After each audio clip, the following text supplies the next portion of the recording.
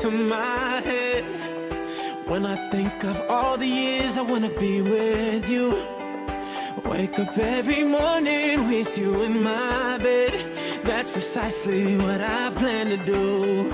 And you know one of these days, when I get my money right, buy you everything and show you all the finer things in life. We'll forever be in love, so there ain't no need to rush.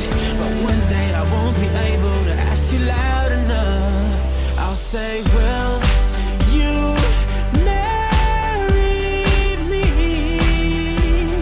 I swear that I will mean it. I say, will you marry me? Say it.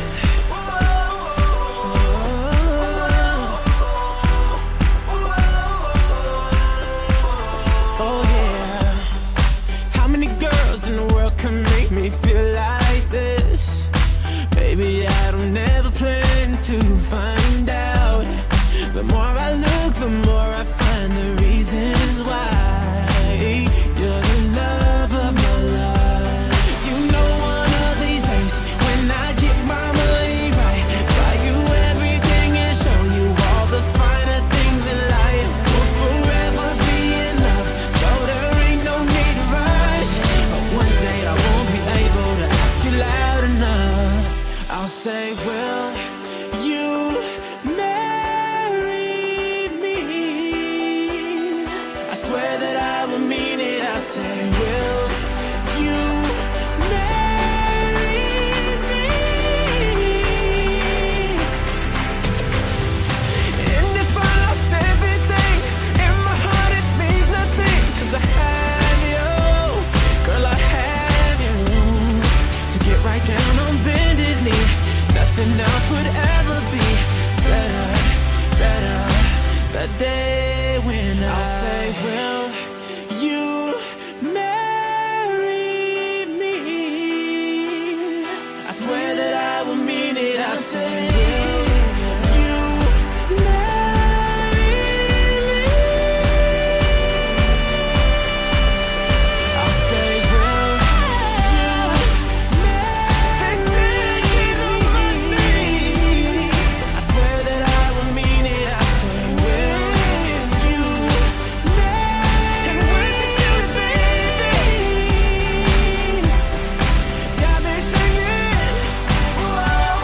Got me singing. Would you marry me, baby?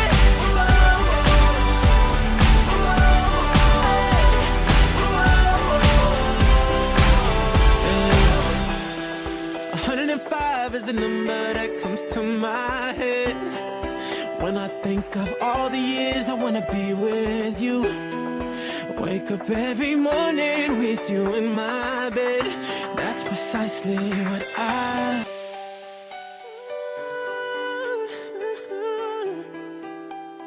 Oh yeah. 105 is the number that comes to my head.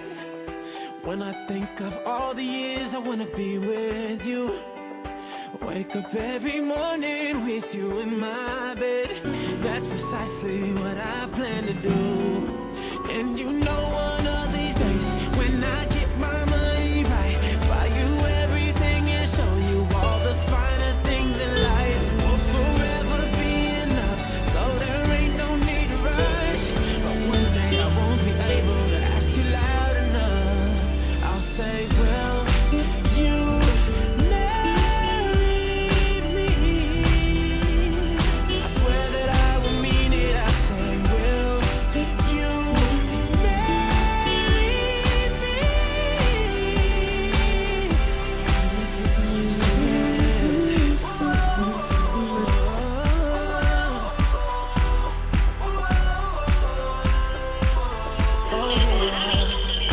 How many girls in the world can make me feel like this? Baby, I No? will never Hindi nakakapos ng conflict muna ng ayon sa batayan. Para yung pressure, no? Hindi nakakapos ng conflict sa mag-asawa. paglaanan muna ang mga pinaka-importanteng aspeto ng buhay pamilya. Pagkatapos, magsumikap na magsumikap. Panalangin sa Panginoon, maraming oportunidad at resources ang pumasok para after matustusan ang basic, matustusan na natin yung iba pang hindi naman masyadong prioridad, pero magdudulot ng kasiyahan sa inyong pamilya. Maliwanag po yun sa aking mga ikinakasal.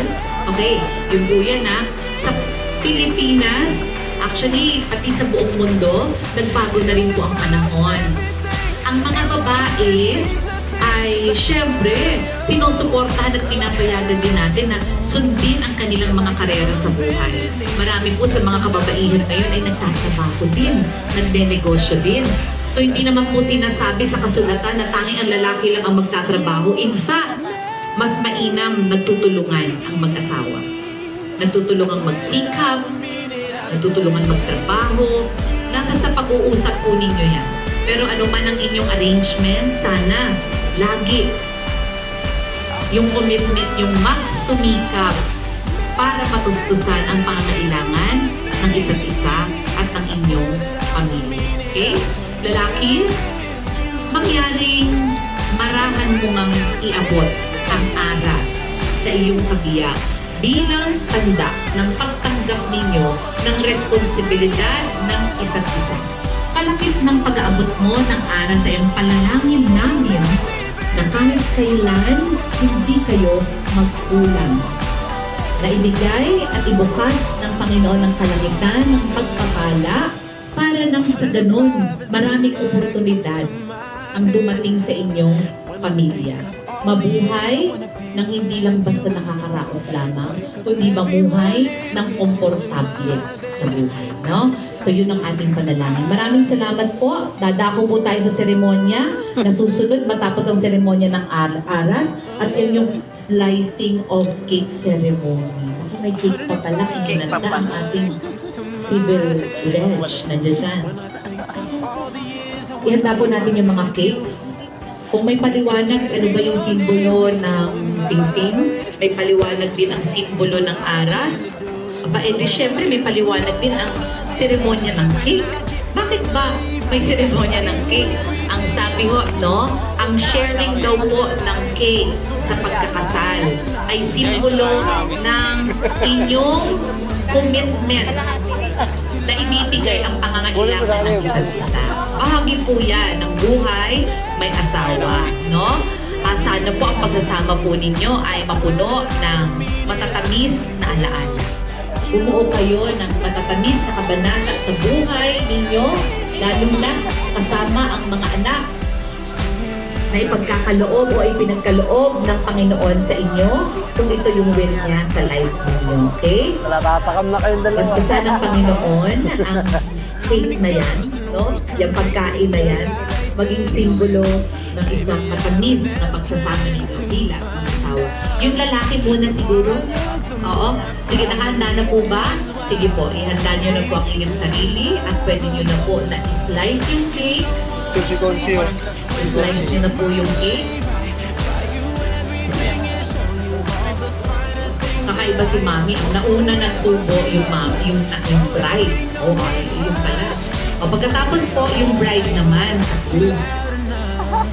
Siyempre, after ng cake ceremony, may kasunod yun. Diba? At yun naman po ay ang wine ceremony. Nako, ihanda na po natin yung mga anak. Ayan, direksyon na po yan. Ayun na. Tira niyo ako ah. Throughout the ages, commence with youth and celebration. Sabi ho, no, ang alak naman ay representasyon, no, ng balancing hinahanap natin sa pagsasama. Eh, hindi naman ho totoong lahat matatamis ang kabanata sa buhay ng asawa. Minsan dumadaan din sa mga pagsubok o pait, di ba? Nakatikim naman na ho siguro tayo ng alak pare-pareho. Oh, matamis at mapait. Yung tamang balanse ang hanapin natin sa pagsasama para lalo exciting. Nakahanda na po ba kayo? Ako? Sa Amerika, kapag ka po nag-toast sila, ang sinisigaw po ay ang sinisigaw. Cheers! Okay, so Japan, pagka nagto-toast po, ano sinisigaw? Pilipinas po, anong sinisigaw? Lagi kayong ganyan. Pagka tinatanong ko to, iba-iba yung mga sagot. Yung iba, sasagot, ang sinisigaw daw ay shot puno. Yung iba naman, ano daw yung sigaw? Okay. Oh, pero hindi, sa pagkakasal, dahil napaka-precious nitong araw na to, ang isinisigaw ay mabuhay. So everybody shout, mabuhay! Sige po, at pagsaluhan nyo na po ang mga Ayan na. na inanda sa inyo para sa seremonya natin ngayon. Sinubos. Ayan. Naku, na-straight. Tinungga. Naghanap pa yata, kulang pa. Ang sarap. Sa reception niya na po ituloy yan. Oo. Sabi daw ay alak pa. Eh, konti lang. Kasi tatapusin pa natin yung ceremony natin ngayong araw, Nabitin. diba? Okay. Palakpakan nga po natin ang ating 50 couples. Tatapos po natin ang